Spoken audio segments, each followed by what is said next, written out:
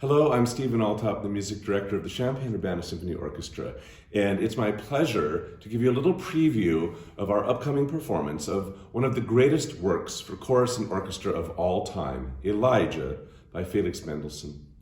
I have to admit that my own recognition of the genius of this work was a bit slow in coming, but that was my fault. My first encounter with it was when I was a student at the Eastman School of Music, and a local community chorus engaged me to play the entire work on the organ to accompany them. And I was probably just too busy learning the notes to sort of get the full measure of how wonderful the piece was. But then some years later, when I had my first chance to conduct the work with the Apollo Chorus of Chicago, I began to see what great music there is in this piece. By the second time I conducted it, my estimation of Mendelssohn's ability to write for voices increased exponentially. And so on did my admiration grow in my third, fourth, fifth times to conduct the piece, to the point that now it's hard for me to even find words to describe how much I love this music. We are so fortunate to be collaborating for this performance with Jeffrey Sposato, who is the director of the School of Music at the University of Illinois at Champaign-Urbana. And Jeffrey is recognized widely as a Mendelssohn scholar and the author of this fantastic book about Mendelssohn and Elijah called The Price of Assimilation.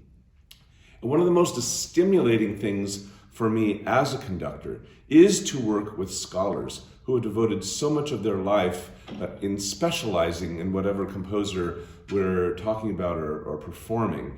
And I learned so much from this. And as well as I know this piece, I recently met with Jeffrey, and he just shared some wonderful insights that were new to me and that I'm very excited to put in now to the interpretation of this piece. Elijah is set in two parts. The texts are drawn from the Old Testament, primarily the Book of Kings. The Oratorio is structured around several important vignettes in the life of the prophet. In the prologue, the very beginning to part 1, Elijah proclaims that a drought will last for 3 years in accordance to his word. And it begins with this sort of motive that comes back several times in the piece. And Elijah proclaims, "As the Lord God of Israel, as he liveth, before whom he stands, that there shall not be dew nor rain." And these notes, "there shall not be dew nor rain," that's the interval of the tritone. Always a dramatic one. And that also comes back several times in referencing this curse that Elijah has issued on the land. And it will last until his word says that it's over, and he prays to the Lord for it to stop. This is followed by a very dramatic overture.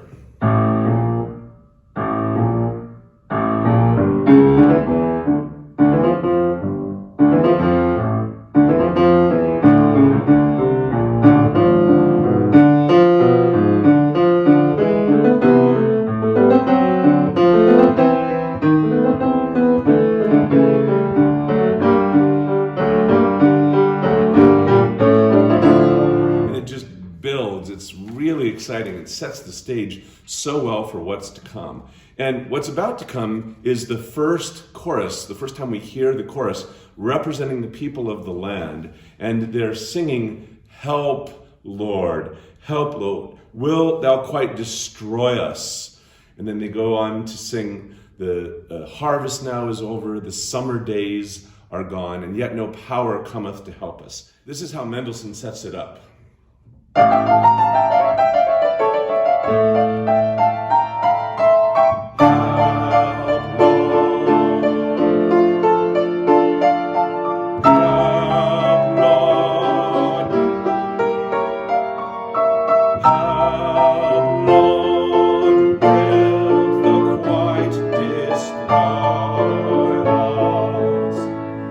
So they are pleading basically for their lives because they've gone so long now without water.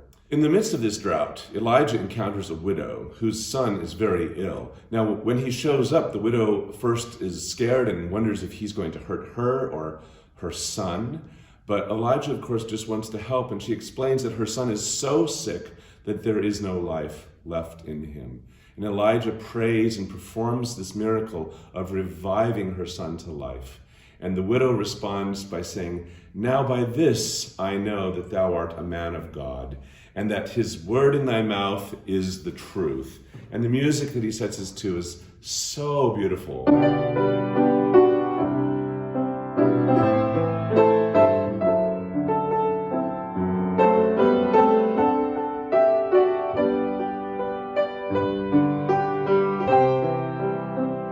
And she asks, "What shall I render to the Lord for this great benefit he has given to me?"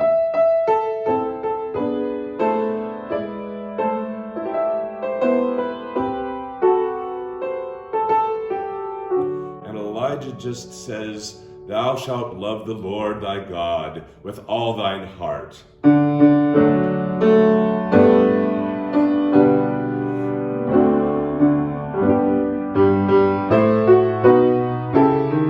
she joins him, and they sing with incredible fervency.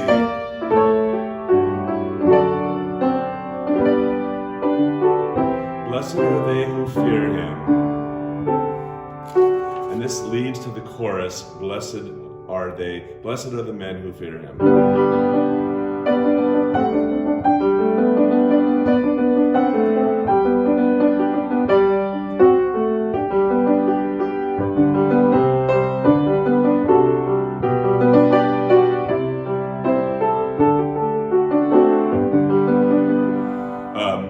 My rendering doesn't compare to the excellence of Mendelssohn's orchestration and chorus, but it just gives you a little idea how beautiful this music is. What follows is one of the most famous passages of the work, where Elijah does battle with the followers of the pagan god Baal. Elijah invites the people of Baal to call their god, and they do so with ever more desperate cries. This battle is set up basically by Elijah saying, "Okay, then you call your God, and then we shall see whose God is the Lord." And it's a call and response. First Elijah sings that, then we shall see whose God is the Lord. And they all respond to the same.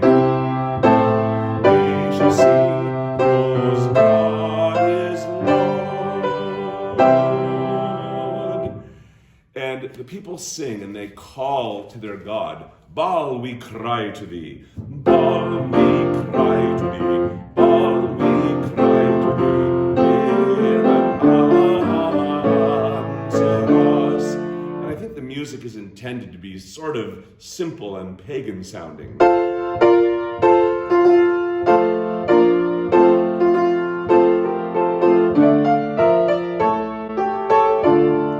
Well, they don't hear from their God after that. And Elijah actually kind of shows a bit of a dry sense of humor here. He says, well, perhaps he's sleeping, perhaps he's gone hunting, or he's on a trip. Call him louder. And he keeps inciting them to try. And with each try, they're more and more desperate, until finally they're just pleading to Baal to answer. And they sing, "Hear and answer."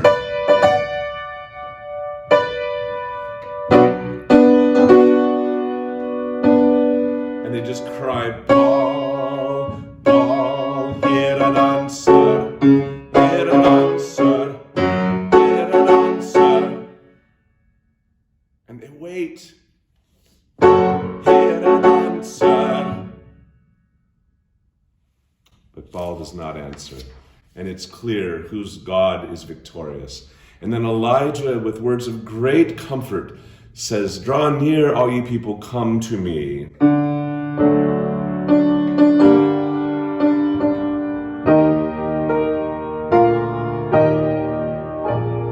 Listen to how beautiful and comforting this music is. And then he introduces the melody for this aria that Elijah will sing. "Lord God of Abraham, Isaac and Israel, this day let it be known that thou art God. This is one of the most beautiful arias for baritone, and shows the compassion of the prophet to these followers of Baal who have been deceived. Mendelssohn's family was originally Jewish. At least his grandfather, Moses Mendelssohn, certainly was a very prominent Jewish philosopher. Mendelssohn's father converted the family to the Lutheran faith. The duality of Mendelssohn's religious background is certainly evident in Elijah. For instance, the soprano aria that begins part 2, Hear Ye Israel, almost sounds like music you might hear in a synagogue.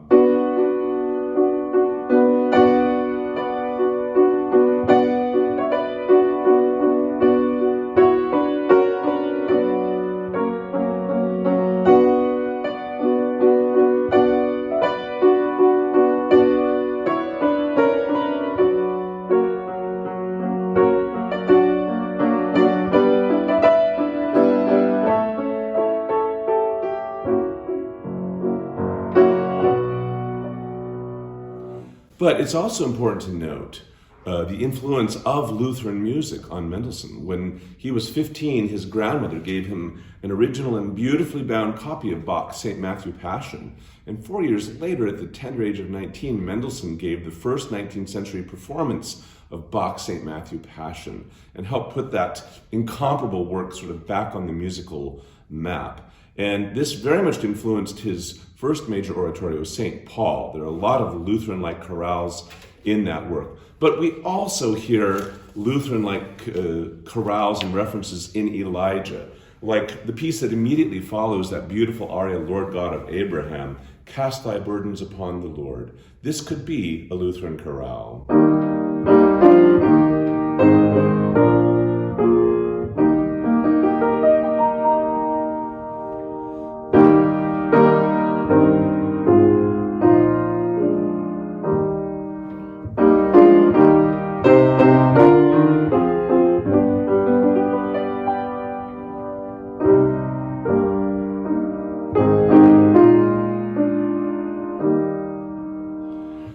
At the end of part 1, Elijah prays with all of his might that the drought of 3 years might come to an end. And he asks a youth to go up to a promontory and to check if there are any signs of rain.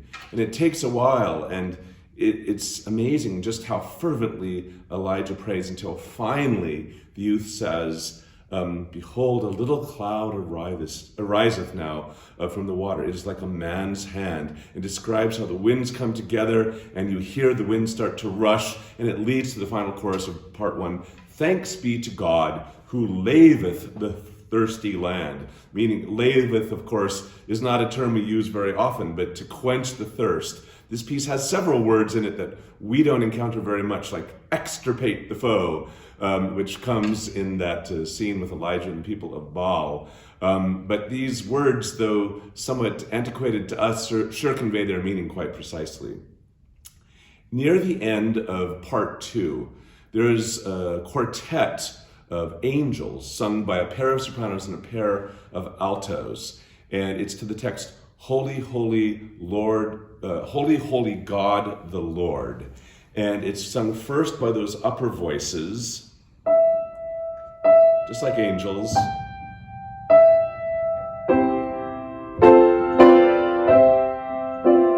To which the full chorus and orchestra respond.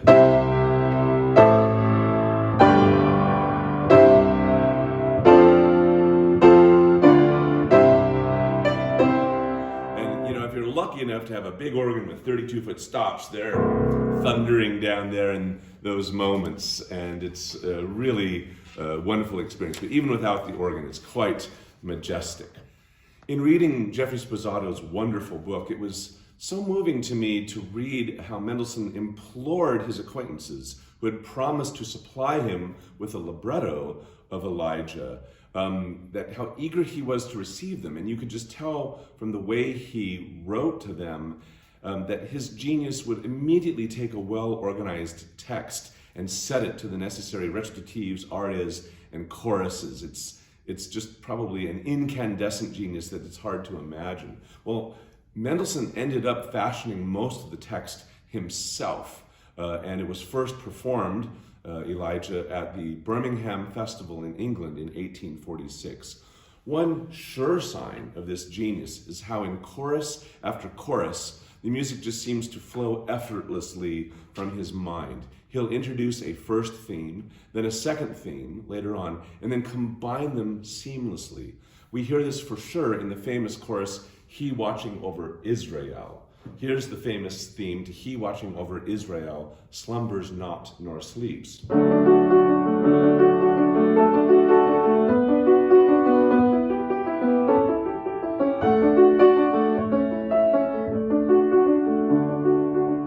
Perhaps you've heard that. It's one of the most famous passages. And then the second theme in a bit is introduced by the tenor, shouldst thou walking in grief languish, he will quicken thee.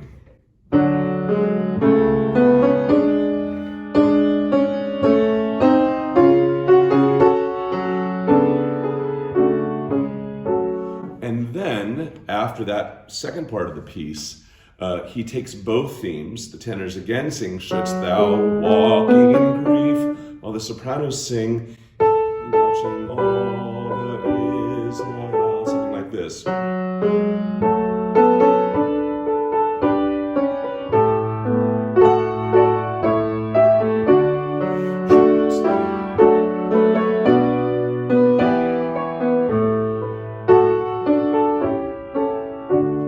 And it takes a great mind, a great musical mind, to combine things that beautifully. And like I said, just in chorus after chorus, one kind of boggles at how easily Mendelssohn seems to do that. Another thing that is very important to note is the dramatic range of both the composer and the musical protagonist in this piece, Elijah. Elijah is a holy man, but also quite human. In the work, he shows anger, frustration, sometimes humor, ultimately an unshakable commitment to his God. In the aria, It Is Enough, in part 2, Elijah shows a very human sense of exhaustion and feeling like he cannot go on. And for this aria, Mendelssohn chooses a solo instrument, a solo for the principal cellist that sort of represents Elijah's soul before he sings, because the cello gives the whole first part of the melody that Elijah is to sing to the words, It Is Enough.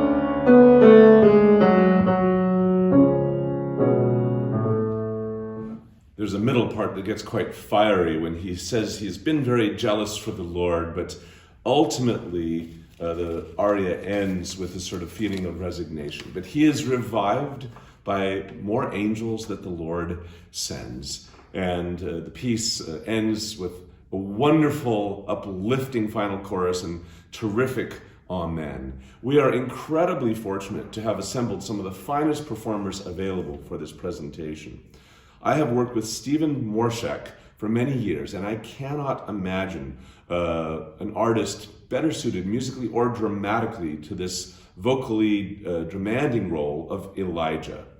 Our other soloists include Michelle Areziga, soprano, Leah Dexter, mezzo-soprano, Stephen Soff, tenor, and Maggie McCabe as the youth. She's a member of the Central Illinois Youth Chorus, and the youth appears, as I mentioned, at the very end of part 1. Having a masterwork like Elijah performed takes weeks, if not months, of preparation on the parts of dozens of people. We're thrilled to be collaborating with the Oratorio Society and Chamber Singers at the University of Illinois and Dr. Andrew McGill, who has prepared the chorus magnificently. And this is just a major event in our community, and we really hope to see you there on Saturday, March 4th, 2023 at 7:30 p.m. in the Foellinger Great Hall at the Krannert Center. Don't miss Elijah by Felix Mendelssohn.